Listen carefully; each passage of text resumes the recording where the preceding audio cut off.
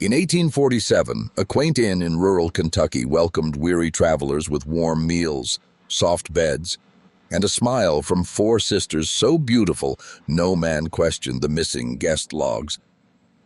Ambient, flickering candle, distant footsteps, rope tightening. For 43 men, it became their final stop. Their graves, buried beneath the floorboards. SFX, a heartbeat, slowing, then reversing. But that isn't the real story. The real story is what was inside room 45. Visual, a mirror in a pitch-black room. Something moves behind it, but only when you look away. A ritual older than any church, hidden inside hospitality. And a fifth sister no one dares name, because saying her name is how she enters you. Cuts to static, a flicker of a girl with no eyes, then darkness. This isn't a haunted house story. This is an initiation. And if you make it to the end, the sisters will find you. Subscribe now. Begin the descent.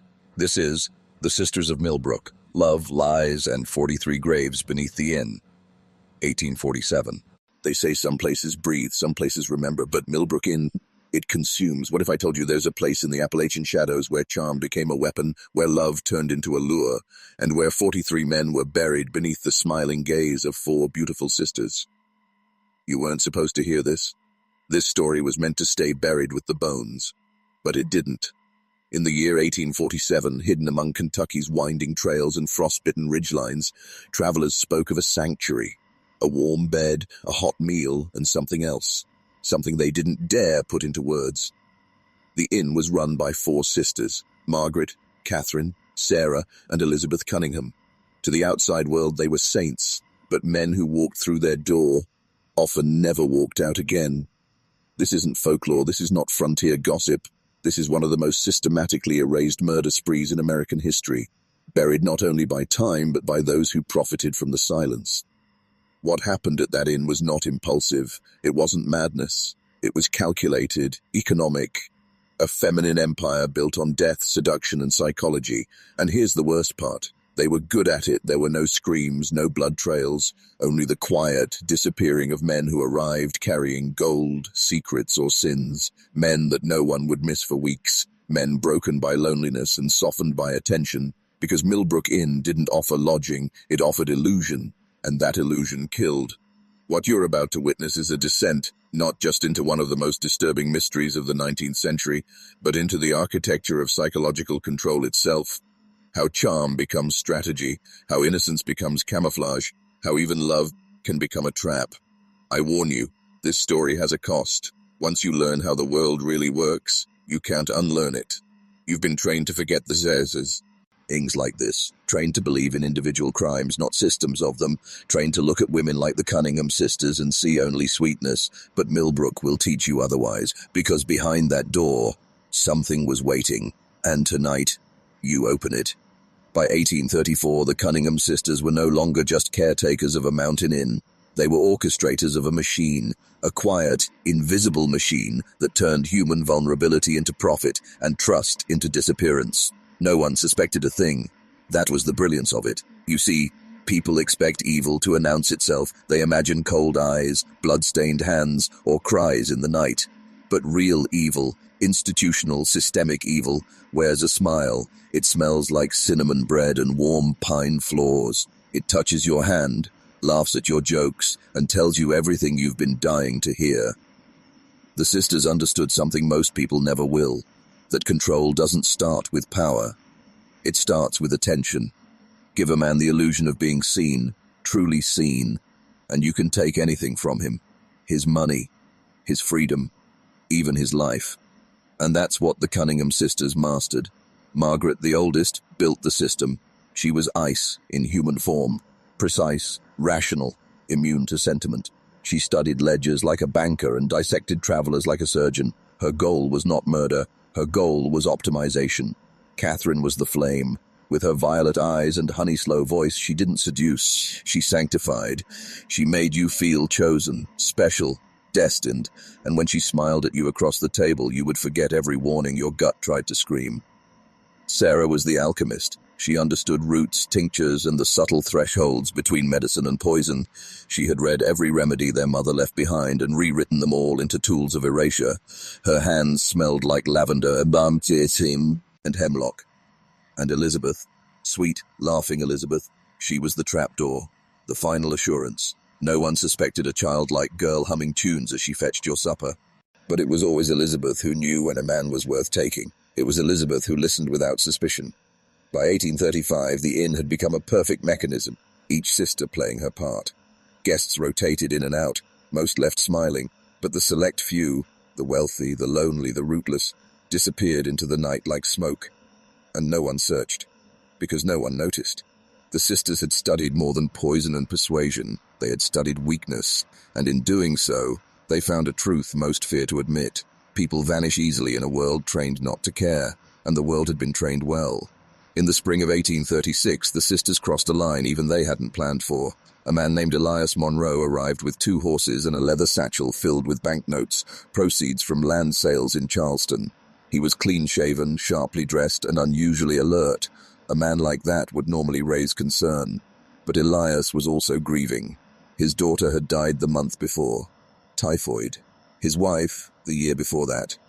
And though his clothes were pressed and his spine stiff, Elias was bleeding out inside. Catherine saw it the moment he entered the room. She didn't smile. Not yet. She let her eyes settle on him with soft gravity, as if she too carried grief, as if his sorrow had summoned her from across the room. That night she didn't flirt. She prayed with him. Margaret, watching from the shadows, took notes. Elias stayed 4 days. On the 3rd, he handed Sarah a letter and asked that it be sent to his brother in Virginia, just in case he fell ill on the road. She smiled, took the letter, and burned it that evening without a word. They'd almost let him go. But Margaret couldn't ignore the math. Elias carried more than $800 in cash. In 1836, that wasn't wealth, that was legacy, and Margaret didn't believe in letting legacy ride out the front door. That nen.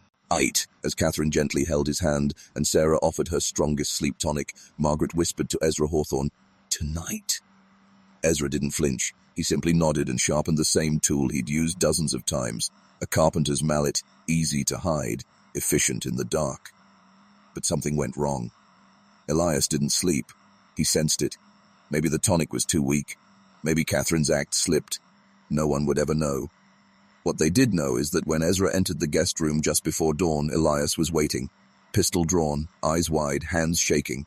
The shot missed. The second didn't. Elias Monroe died in the hall. Blood soaked the pine floor. Elizabeth screamed for real that morning, the first death that hadn't been planned, the first that left evidence. Margaret didn't panic. She simply ordered the Zimmer brothers to remove the body. Sarah mopped the floor in silence. Catherine lit a candle and whispered a prayer. And just like that, the system adapted. Even chaos had its place in the design. After Elias Monroe, things changed. Margaret introduced protocols. Stricter, colder. They would no longer rely on poison alone. Catherine was forbidden from growing too close to the marks. Sarah's dosages were measured with obsessive precision. And Ezra was never again allowed inside the inn without a signal. The house that once breathed warmth became surgical. But the guests never noticed, because the illusion still held. And illusions, when rooted deep enough, become stronger than reality. By the late 1830s, the inn was a legend across 3 states, a whispered suggestion among merchants, gamblers, and wandering widowers. You haven't lived until you've stayed a night at Millbrook. It wasn't just the sisters, it was the feeling, the deep, unsettling warmth of a place that made you feel like you'd come home, even if you had no home left, like someone had been waiting for you, watching for you. By now, the sisters weren't just reacting to opportunity, they were hunting it. Margaret sent letters to contacts in river towns asking them to quietly report when a wealthy man left alone. She offered small bounties for tips, a shopkeeper in Nashville, a courier in Roanoke. The Cunningham network spread without anyone knowing. This was no longer about survival, it was empire building. The graves behind the inn multiplied, carefully plotted, carefully marked. Some bore false names, others none at all, but each one told the same story. A man who had been seen, studied, and erased. And not once, not a single time, had anyone come knocking. Because the sisters had mastered more than poison and charm. They had mastered silence. The silence of men who told no one where they were going. The silence of townsfolk who didn't ask questions. The silence of a lawless frontier where disappearance was just another word for bad luck. But this silence, it wasn't natural. It had been created, engineered. And you, watching this right now, you live in its echo. Still think it's just a story? Let's talk about control. Real control. Not the kind you see in handcuffs or courtrooms. I mean the kind that rewires perception, that makes you question your own memories, that makes you love your captor. That's what the sisters of Millbrook had discovered. Not just how to make people vanish, but how to make the truth vanish with them. Catherine wasn't just seducing men, she was reshaping them. When a traveler looked into her eyes, he wasn't seeing a woman. He was seeing what he needed. Salvation, romance, forgiveness, purpose. She became the mirror they never had. And once a man believes he's been seen, truly seen, he gives up everything else. Money, secrets, caution. It's the oldest trick in the book. Not force, not fear, validation. And you felt it too, haven't you? At some point, someone made you feel special, and you handed them your power. Now imagine that weapon used by someone with no conscience. That's what Millbrook was. A laboratory for psychological domination, a testing ground, and it worked, over and over again. But here's what makes it worse. It wasn't just four sisters doing this, they had help.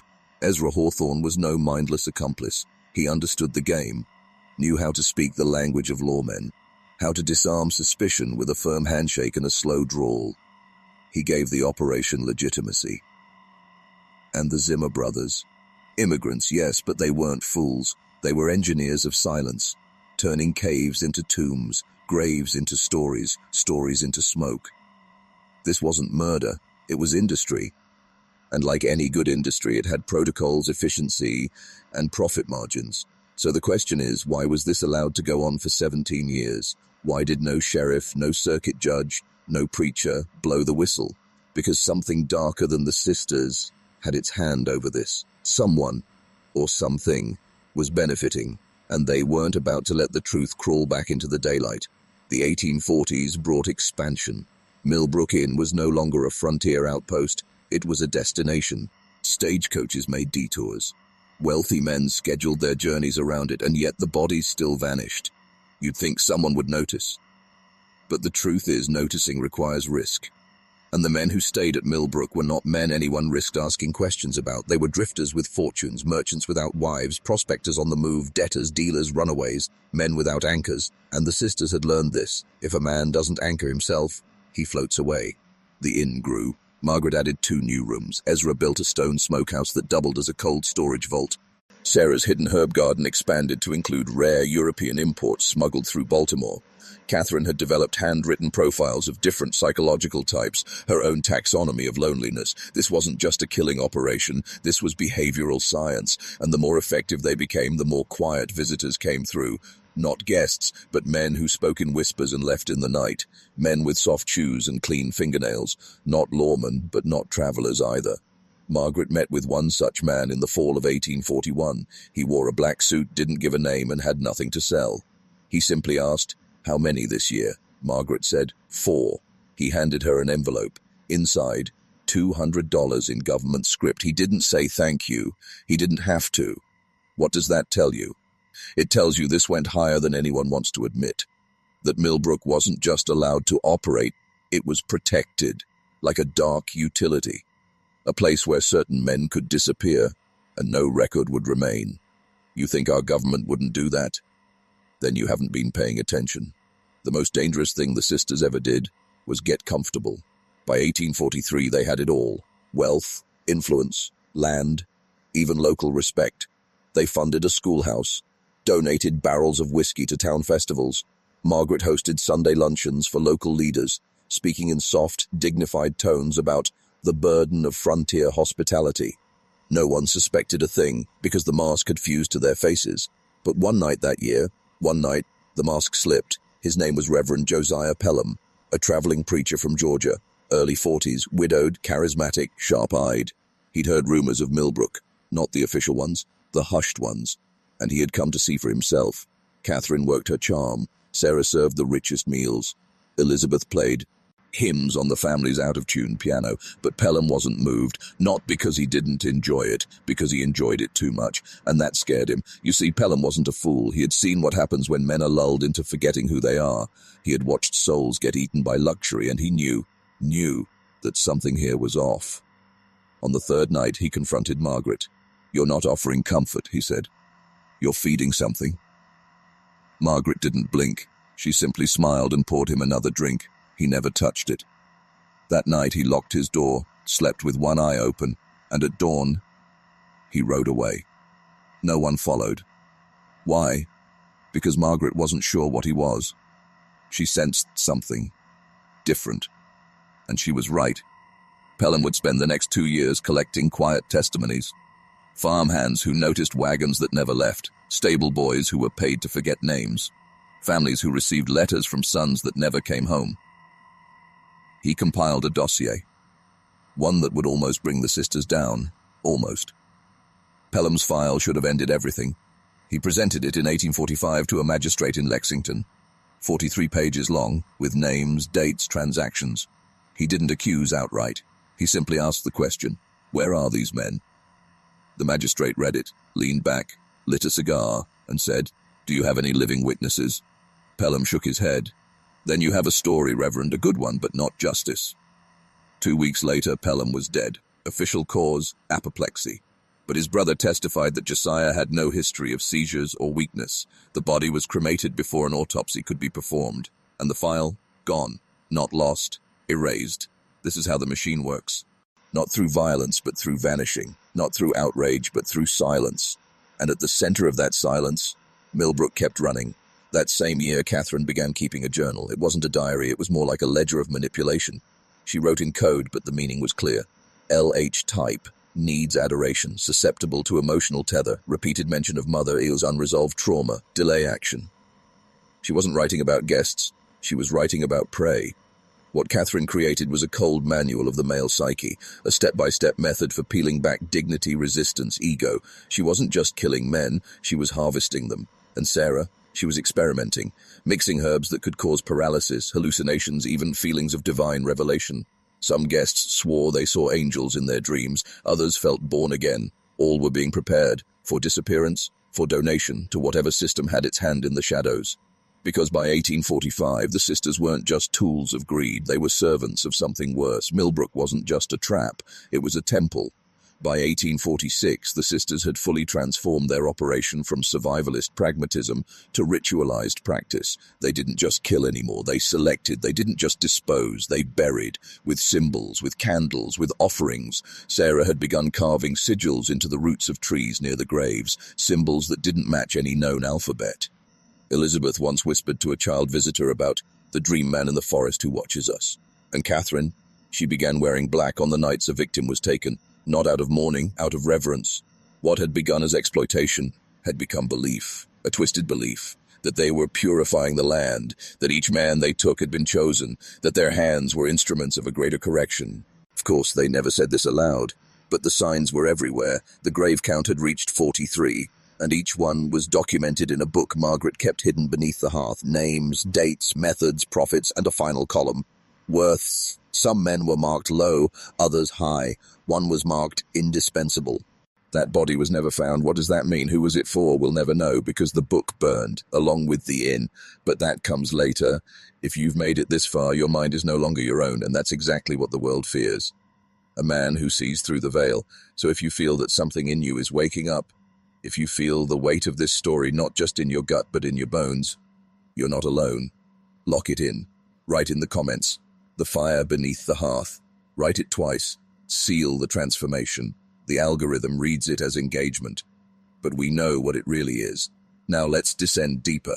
Because in late 1846, just months before the final disappearance, something entered the inn that the sisters couldn't calculate. Not a man, not a sheriff, but a boy, barely 12 years old, found shivering outside the gates, said nothing for days. Elizabeth fed him, clothed him, gave him a place to sleep. But the boy never smiled, never asked for help, never told them who he was, until one night he whispered something to Elizabeth that made her scream. She never repeated it. But the next morning, Catherine said the words Margaret had never spoken before. We burn it. All of it. That's where we go next. To the end. And what was waiting beneath the ashes? They didn't speak of the boy again. Not in words. But after that night, something shifted in the sisters. A crack in the steel of their unity. A tremor beneath the ritual. Margaret no longer calculated. She watched. Catherine stopped writing. Sarah's hands trembled while chopping herbs. And Elizabeth. Elizabeth stayed silent. The boy remained, never aging in their eyes, never laughing, never leaving the attic room he was given. Some nights Ezra said he heard him talking to someone, but he was alone. One night in November, Sarah went up to his room with a warm cloth and never came down. When Margaret sent Catherine to retrieve her, she returned with blood on her wrists and no words in her mouth. Sarah wasn't dead.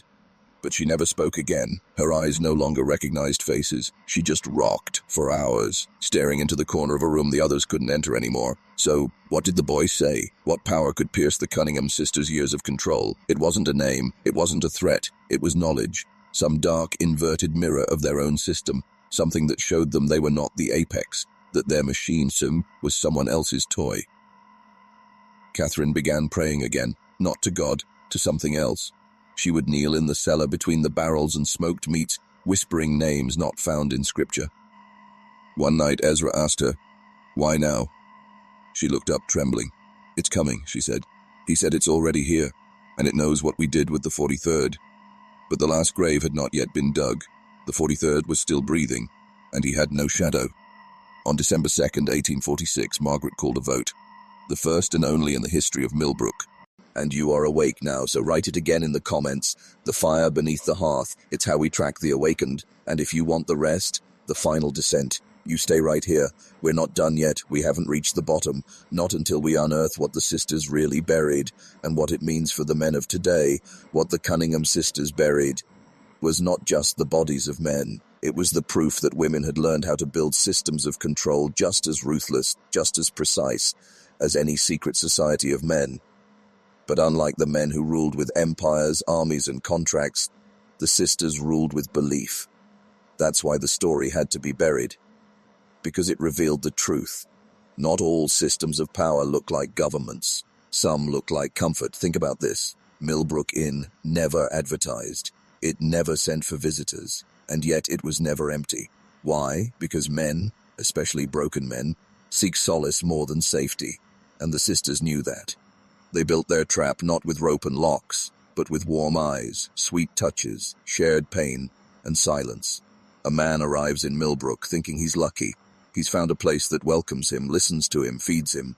But by the time he realizes he's being studied, catalogued, classified, it's too late. You need to understand, every man they chose, every single one of the 43, fit a profile, a type. Catherine's ledger had columns for grief, ambition, guilt, arrogance, isolation, libido, and ritual susceptibility. In other words, she could read a man's soul like a page of scripture. By 1844, the sisters weren't killing out of necessity. They were experimenting, testing how far they could go, how deeply a man could be manipulated without even knowing it. One victim, known only as the watchmaker, was left untouched for 3 nights. They wanted to see if they could push him to beg for death. Without a single injury, they succeeded. Another, a former preacher, was buried with his hands folded over a note. On it, "You asked for this in prayer." They weren't just killers, they were engineers of obedience. And that ledger, it wasn't a record of crime. It was a blueprint, one that survives today in pieces, referenced in certain obscure psychology circles, always under different names. Catherine called it the doctrine of the weak spine. The doctrine of the weak spine was not theology, it was praxis. It argued that men, when isolated from their tribe or purpose, will submit, not from fear, but from relief. They welcome the hand that grips their throat as long as it tells them, "You matter." Catherine tested it on every guest. Before they touched a cup of tea, before a single coin changed hands, she would ask one question. Who would notice if you disappeared? She didn't care about the answer. She watched their eyes. If they looked down or away, or answered too quickly, she knew this one could be bent, this one could be given to the cellar. By 1845, she had refined the types into 5 archetypes. She gave them names from biblical figures. The Cain, violent men who feared being forgotten more than being damned. The Thomas, skeptics who wanted evidence of the beyond, even if it killed them. The Saul, former believers who secretly craved punishment. The Samson, strong men too proud to admit their weakness until it was weaponized. The Jonah, the wanderers, drifters, men running from fate, never realizing they were the sacrifice. Out of the 43, 36 fell into one of these 5. The others, they were anomalies. They disturbed her, especially the 17th man, the one who asked to go into the cellar. The 17th was a trader from Pennsylvania, well-dressed, quiet, always scribbling in a black notebook. He arrived in spring, he left no name, but Ezra remembered his last words. Not screamed. Whispered, I came to feed it too. They say he walked into the root cellar after supper one evening. He didn't wait to be invited, didn't run, didn't fight. He opened the trapdoor, stepped inside, and said, It's not just yours anymore. That was the first time the sisters panicked. Margaret tried to follow him, but the trapdoor refused to open. The firewood above it burst into flame. No one ever saw the 17th again. But that night, Catherine had her first seizure, and when she came to, she scratched a message into the kitchen table with a fork. The cellar has learned to choose. The house had become a participant. They weren't feeding it, it was calling its own. After that, the ritual changed. They stopped choosing by type. They waited for the house to whisper. Elizabeth would often stand barefoot in the parlor at midnight, and she would say, It wants the one in room 4. And she was always right, always. Even when the sisters disagreed, even when it made no sense, whoever was in room 4 would vanish that night. And the next morning the inn would be quieter, cleaner, lighter. It became clear. The inn wasn't just a building, it was a filter, a sentient one. And the boy upstairs? He was its voice, a ventriloquist act. But who was the hand? Who had their grip around the sisters' necks? That question became urgent when the 40th man screamed a name in the cellar, a name none of them had spoken, not in years. Cooperfield.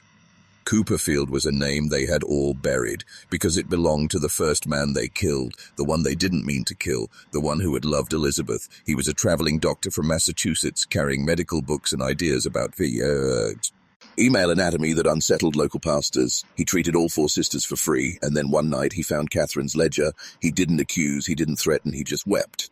And he said, I can fix this. You don't have to do this anymore. That's when Margaret acted, poisoned his tea. It was the first grave beneath Millbrook, and the only one Elizabeth cried over. She was 17, and she never cried again, until the 40th victim, 20 years later, screamed that name as he died, with no possible way of knowing it. Unless, the house told him, unless the boy wasn't a boy, unless Cooperfield was still beneath them, not dead, not living, but stored. What does it mean to be stored? Sarah used the term once, long before she went silent. She said, There are things below the grave, places that aren't death, just containment. Margaret dismissed it, but Catherine kept notes. She sketched diagrams of chambers beneath the earth. She referenced Gnostic texts, obscure passages from the Book of Enoch, and fragments of Appalachian folklore about voice tombs, places that hold the sound of the dying trapped in loops.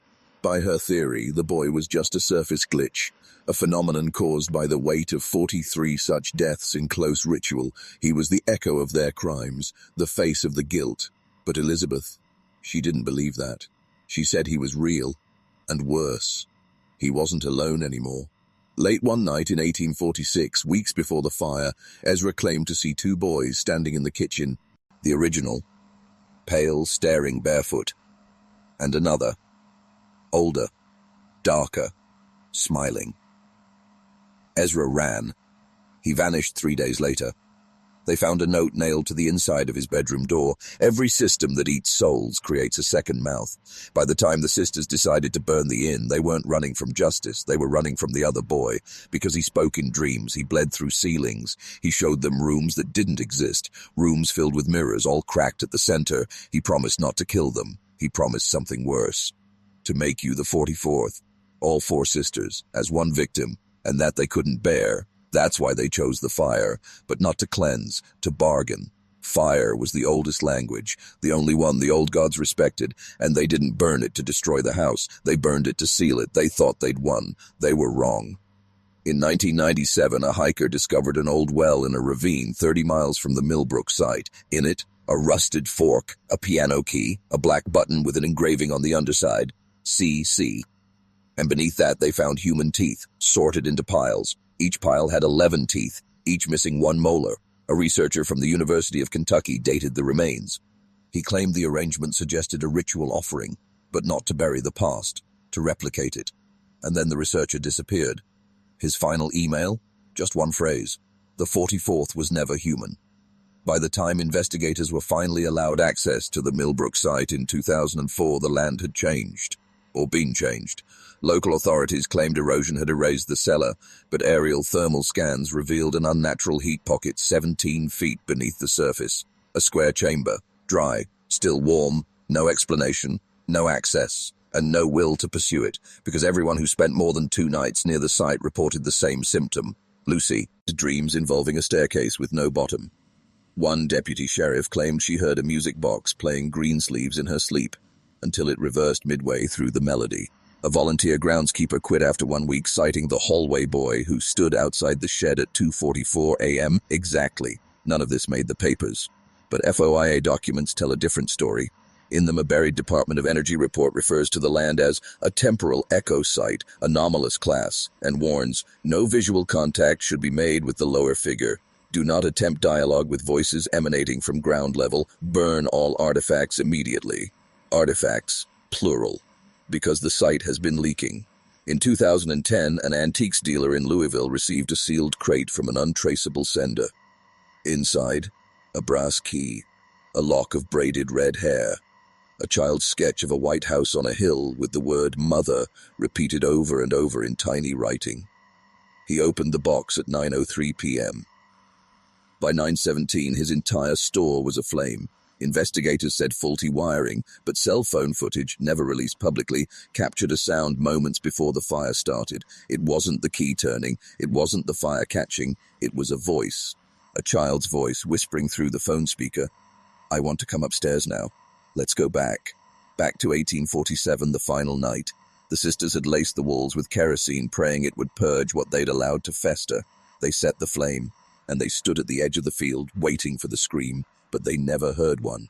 Only silence, until they saw the front door swing open, and the boy walked out, hair smoking, eyes black, skin unburned. He walked to the edge of the wheat and stopped, then slowly turned around and walked back into the fire. Catherine collapsed. Margaret bit through her lip, and Elizabeth whispered, "That wasn't our boy."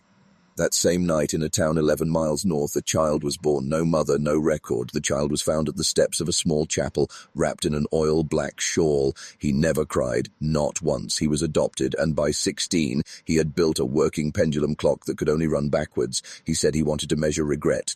This boy, now a man, was last seen in 1971 entering a church in Indiana where 4 girls had disappeared. He didn't leave, not by foot, not by car, but the church windows shattered precisely at midnight, and the walls bled old soot.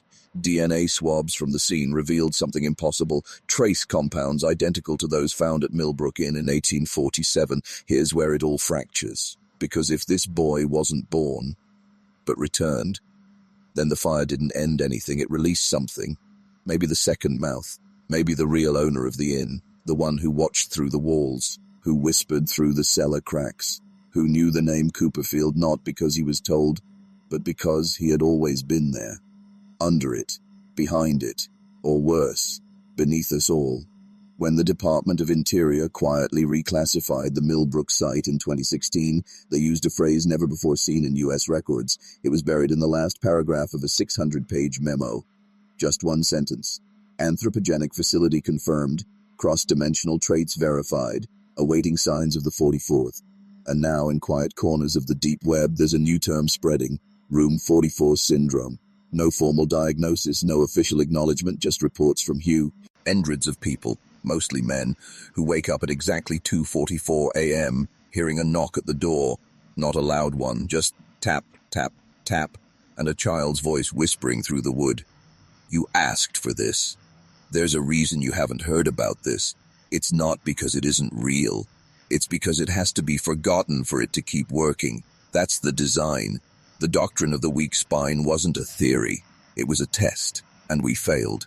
Every time we chose comfort over truth, every time we scrolled past horror dressed as history, every time we looked away from the room marked "Do Not Enter," we proved the doctrine right, because evil, true evil, doesn't need to conquer you, it just needs you to stay asleep.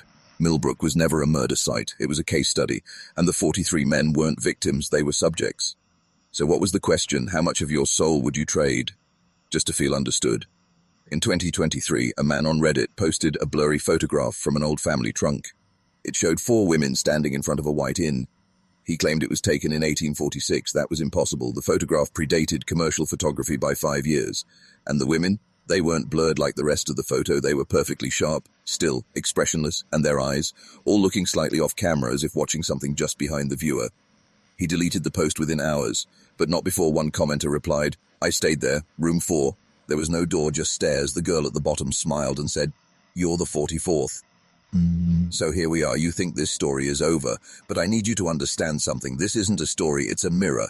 Every name whispered in that cellar, every man who confessed his sins to the smiling sisters, every step down that stairwell was a step toward you.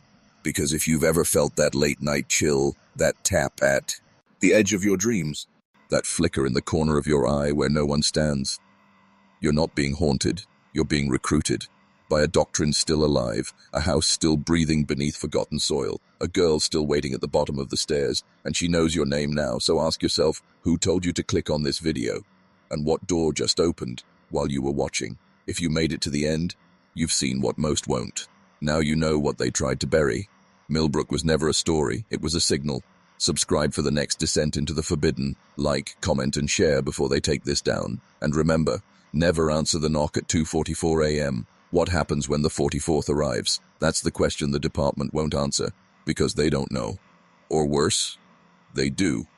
The number 44 keeps showing up, not just in dreams, not just in files, but in places it shouldn't. A man in Michigan jumps from his apartment window at exactly 2:44 a.m. His last search term? Millbrook cellar blueprints. A prison guard in Nevada collapses during night shift. Heartbeat, 44 BPM. Last scribble in his notebook. The girl told me the fire is behind my eyes now.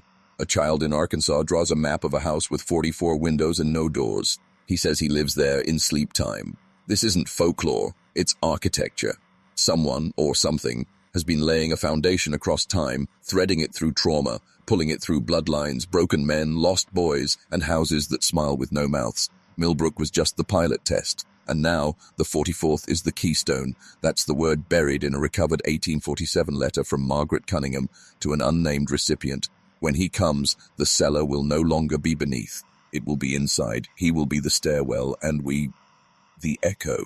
Some say room 44 is a place, others say it's a condition. But the most terrifying theory, it's neither. It's a choice, and once you make it, once you accept the story, once you believe the sisters were real, once you let their names settle in your mouth like old copper, you're in it. Because the doctrine doesn't work unless you know. That's the final test, awareness. And now you're aware. You've taken it in. Let it pass your eyes, sink into your ears, rattle down the stairs in your own spine. So what happens next? Watch your clocks. See what time you wake up tomorrow. And if you hear that tap on the door, do not answer. Unless, of course, you already have. If you thought the sisters were alone, you were wrong. A journal found buried inside a copper pipe near the Millbrook site changed everything. It was dated July 8th, 1842, 5 years before the fire. Its author was a traveling physician named Dr. Elias Brome. He claimed to have been summoned to the inn not for illness but for testing, not on people, on language. He wrote, "They don't speak to me in words I recognize. Their mouths move, but the sound bypasses the ear. It lands inside my chest like a bell toll. The youngest one doesn't blink. She calls it the doctrine of veil spine. I think I'm losing days." Brome died mysteriously 3 months later. His body was found 200 miles away in a coal shaft, mouth packed with thistle. His throat was torn open from the inside, yet his final page was preserved, a single line smeared in charcoal. Don't read the word backwards. Don't say it. Don't say it. The word? Kenyarb. It took decades for someone to realize the word Kenyarb was brink reversed, but it wasn't a metaphor. It was a location. Atop the Kentucky River cliffs, near a ruined structure known locally as Brink's Edge, was a carved stone slab, rough, obscured by lichen. But when the slab was cleaned in 1993, the inscription shocked the local historical society. House 44 begins here. Locals thought it was a hoax until they found the stairs, carved not down into the cliff, but horizontally into the rock face, as if the mountain had once been a hallway, sealed, as if something inside didn't want to come out yet. Or maybe it's still waiting. In 1999, a man named Albert Thorne claimed he was descended from one of the Millbrook guests. He wore gloves year-round, kept his curtains shut, never used mirrors. He told a journalist from Louisville Courier, "I have the mark. The girls stitched it into my bloodline. That house isn't gone. It's growing." He died of self-immolation 3 weeks later, but his home contained something horrifying. Underneath floorboards, authorities found a map, drawn in wax and dried blood. It connected 43 dots across the continental U.S., each one marked with a year, each one aligning with a missing person case, each one tied to a location where the word Brink had been found etched, on stones, glass, mirrors, sometimes teeth. Only one dot had no year beside it. Dot number 44, the one labeled yours. There's no more denying it. The house is not a place, it's a system. The sisters weren't seductresses, they were architects. And the guests, not customers, not victims, volunteers. They came to Millbrook because something called them, to confess, to be heard, to shed their burdens. And in that shedding, something else stepped in. That's the transaction. Confession in, infiltration out. It's why the basement wasn't filled with bones. It was filled with voices, trapped, layered, bound to the doctrine like insects in amber. And when the sisters burned it all, they didn't end the ritual, they spread it, through smoke, through soil, through stories like this. So why does it matter now? Because the 44th is close. Some say it's a person, some say it's a moment, some say it's a convergence. All the confessions, all the rooms, all the waking dreams at 2:44 a.m., all leading to a singular return. And if the house is a system, then you're already in it. Every time you remember the sisters, every time you replay their names, every time you tell someone about the girl at the bottom of the stairs, you keep the system alive. That's the real horror. The doctrine doesn't spread through blood. It spreads through memory. And now you carry it. There was one survivor. At least that's what the sealed report from 1847 claimed. A single man, name redacted, age 36, found wandering in a daze 10 miles from the ruins of Millbrook. He was naked, soot-covered, hands blistered. When questioned by authorities, he kept repeating the same phrase. "I didn't make it to room 44. I turned back, but she followed me out." They institutionalized him at Willow Hollow Asylum under strict observation.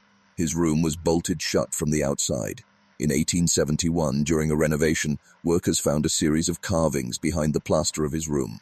Dozens of them, the same two symbols again and again, a spiral stairwell and an open eye with 44 lashes.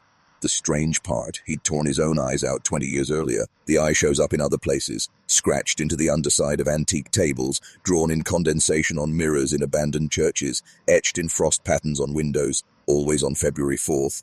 And the spiral, it's more than decoration, it's the structure of the Millbrook Inn. Architectural blueprints recovered in 2001 from a collector in Ohio reveal something stunning. The entire inn was built in a Fibonacci spiral, a perfect mathematical progression winding inward. The rooms were not in straight hallways, they curved, tightening with each level, coiling like a shell, like a trap. Room 1 opened into 2, room 2 into 3, and so on, until room 43, where the door disappeared. There never was a room 44, because you are room 44. The original blueprints included an annotation in faded ink, in a hand unlike the rest. Only those who admit what they are can house what they are not. What does that mean? It means the house was never meant to trap them. It was meant to transform them, to build something else inside. What happens when a man finally admits his deepest sin? When he empties out everything down to the hollow, something fills the vacuum. The sisters of Millbrook weren't collecting secrets, they were clearing space. And if you've ever felt that emptiness in your chest, That pressure behind your eyes, that static hum when you're alone in the dark. You already know. They found room in you. The Department of Records in Frankfort, Kentucky has a file labeled Millbrook Initiative, active, redacted. Status, spread contained. Agents deployed 43. Conversion limit, 1 remains. Code, sibling 44. They weren't talking about a ghost. They were talking about a final link. One last confession, one last T-mind. A keystone like the last brick in an arch, and when it's placed, the system activates. You clicked on this video. You kept watching. You kept listening.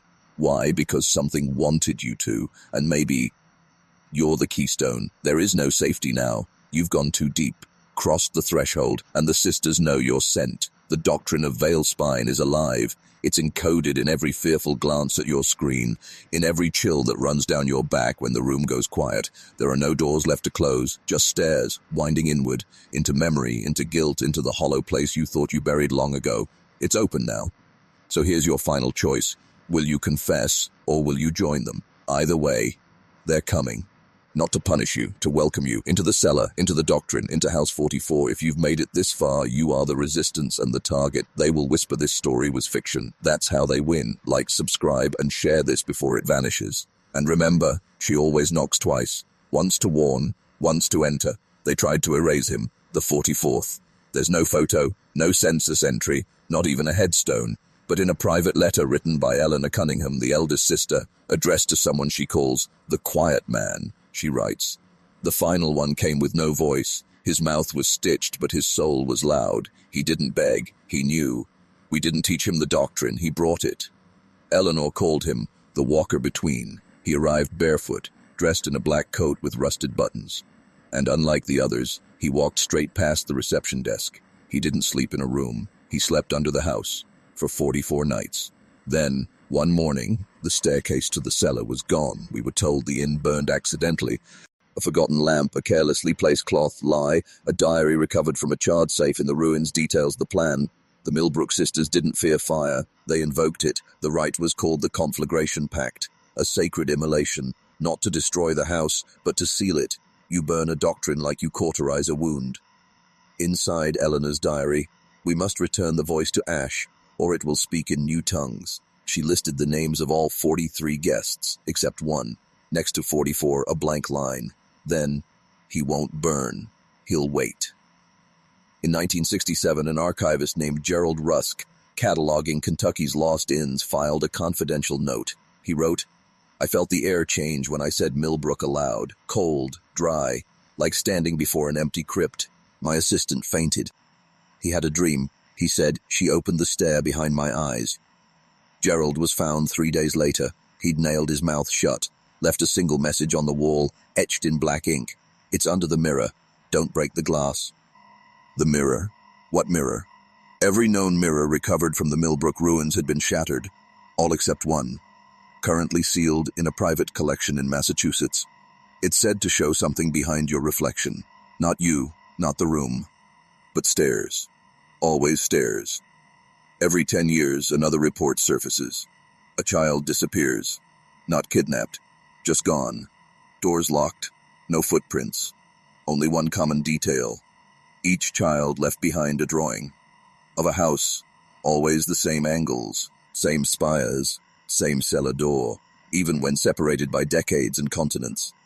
In 2020, a girl named Aria in Nevada drew her version on a chalkboard at school.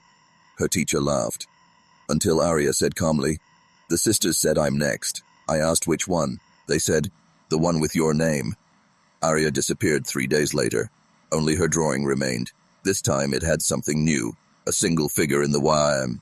And Dow of Room 44, smiling. The doctrine of veil spine is not just a story, it's a transmission. You've heard it, you've felt it, and now you're a carrier. The moment you began listening, the sisters listened back. When you blink, they measure. When you sleep, they circle. When you speak of them, they mark you. You are now part of the house's architecture. You are Room 45, and soon the next will follow, one by one, whisper to whisper, memory to memory, until all the doors open again.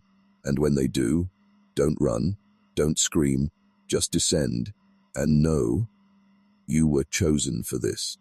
There's one sealed document left, marked Millbrook transmission, do not unseal unless initiated. Declassified in part by a whistleblower in 1993, its contents were redacted, except for a short excerpt scrawled sideways in the margin. When the 44th listens to the doctrine, the house listens back. The mouth opens, the dream begins again. It's not metaphor, not allegory. This story is the house, and the house has now been reconstructed in you. Your memory is room 1, your regret is room 22, your silence is room 43, and now you've opened room 44. They say mirrors are passive, but not this one.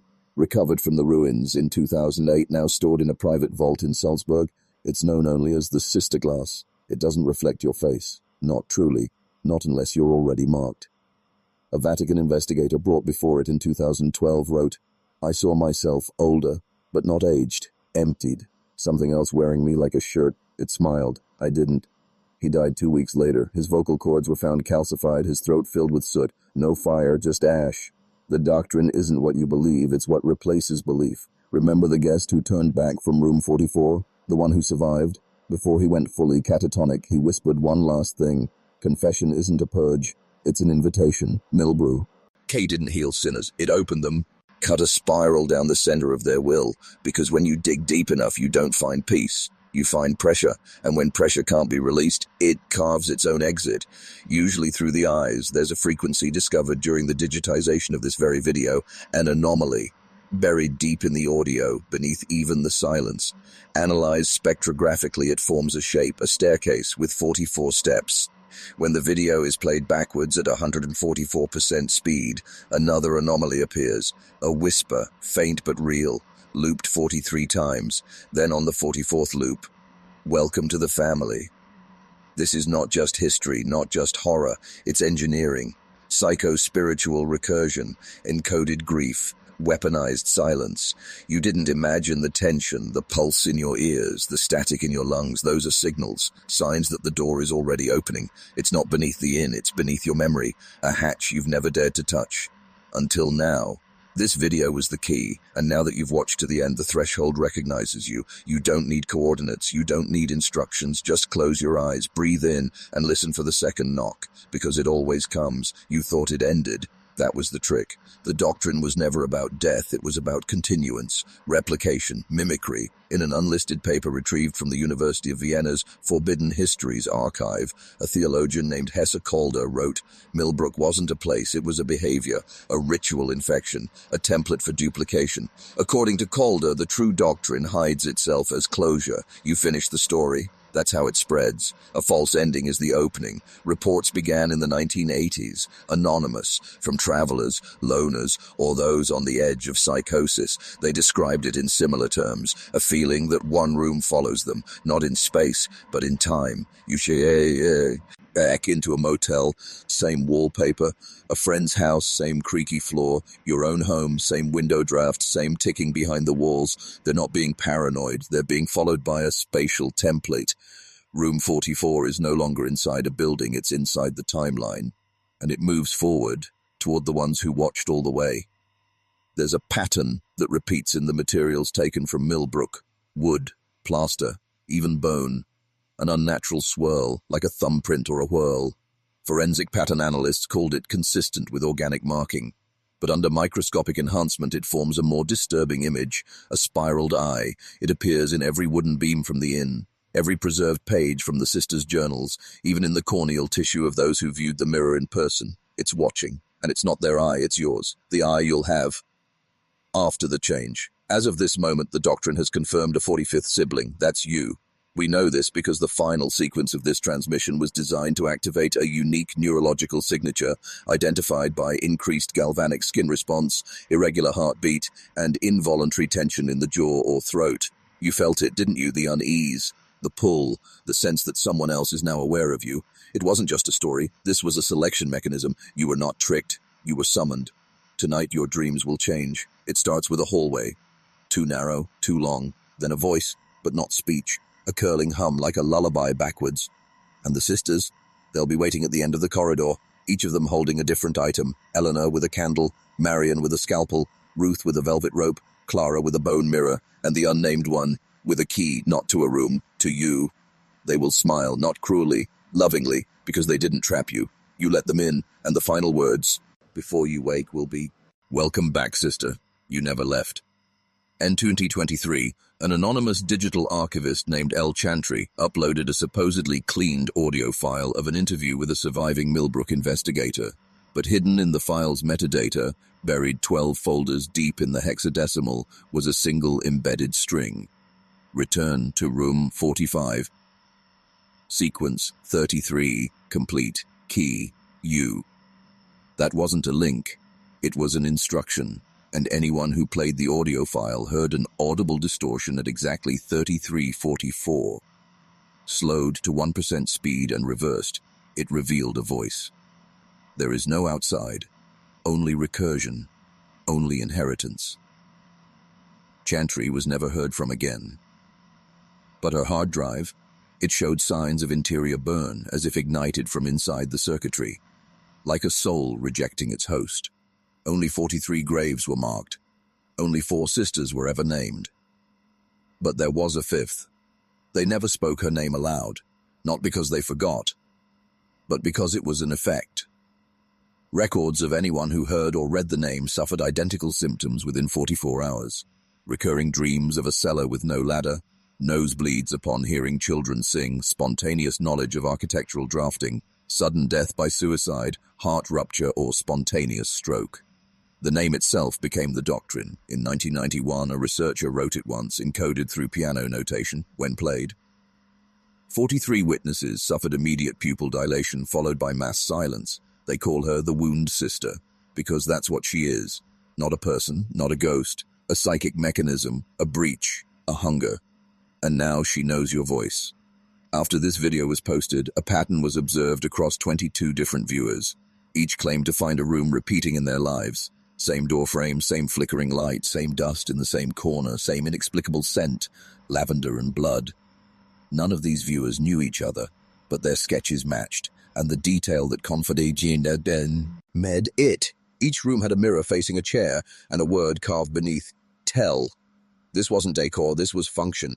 The house doesn't want revenge, it wants narration. Every person who tells the story becomes part of the house. You're not just watching it, you're building it. By reaching this point, you've crossed a threshold only 0.03% of viewers ever do. You're not curious anymore, you're marked. And not because of belief, but because of completion. The doctrine doesn't care if you're skeptical. It activates when you finish it. That's the contract. You will listen, you will know, and once known, you are no longer outside. You've inherited more than a story. You've inherited a burden of continuity. The sisters fed off memory, and now they feed off yours. The Millbrook Inn burned, the sisters died, the graves are closed, but the doctrine, it's alive. Through your attention, your recall, your screen, your voice. You thought you were here for entertainment, but you were the final ingredient. We needed 44 witnesses, but only one door. And here you are. You are the door. And now it's open. This story didn't end, it transferred to you. You are now room 45, sister, brother, mirror, mouth. If you hear knocking tonight, don't speak, don't pray, just listen, because it's not a ghost outside the door, it's you, coming home. If you made it this far, you've already changed. Subscribe, comment, like, before the mirror fogs over again. Welcome to the doctrine.